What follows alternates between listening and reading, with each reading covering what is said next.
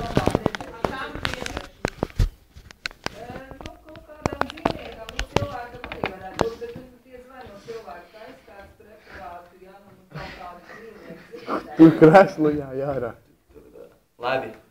Tā, kāda elektrēta jauda, ja, jo šūnas, organisms sastāv ar šūnām, bet ir tātad 4 veidu tās šūnas, galvenie veidi, 4 muskuļaudi, līdzīgi šūnas iedalās augļus.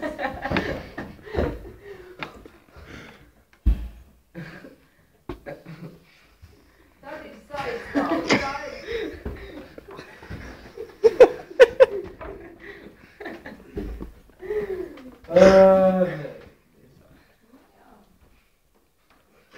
Kur šitie dzīvo?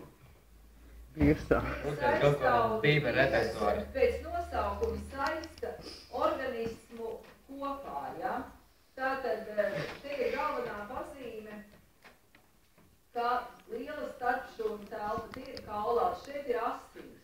Asins plūst pa visu ķermeni, ja? Tās ir asins šūnas. Asins šūnas, eritrocīti, tie sakini asins ķermenīši, tas lielais ir leikocīts. Leikocīts, jā, tātad baltais asins ķermenīs, kas, ja teiksim, kāda baktērija iekļūs organismā, tad viņš viņu apēdīs. Tā. Nu, un tātad tie ir kaulaudi, taukaudi, visi tātad kauli, tauki, asinis, skrimšļi, tie visi ir saistāvi. Tā, un nervaudi. Nerviem ir, nu tātad tāpat kā visām šūnām ir kodols, citoplazma, vispārējais, jā, bet nervaudi. Jā. Jā, tātad, un tad ar to izaugumu viņš saskaras ar nākamo nervu šūnu. Jā, jo tad, nu, tas nervi ir pa visu organismu, jau tās šūnas nav viena tieši pie otras, jā, bet tie izaugumi. Šūnas ir retāki, jā, un viņi ar tiem izaugumiem kopā pārraida impulsu. Tā, nu, saistāudi vēl ir, jā, tāpat kā asinis bija, te ir liela tā starpšūna telpa.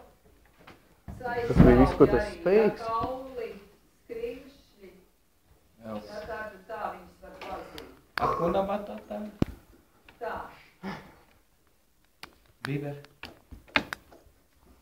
Viss, ko bija spējīgs. Viss, ko bija spējīgs. Tā. Muskuļaudi. Pamaz. Kustībām, jā, epitēli jaudi un Ko tev jāpaspēj?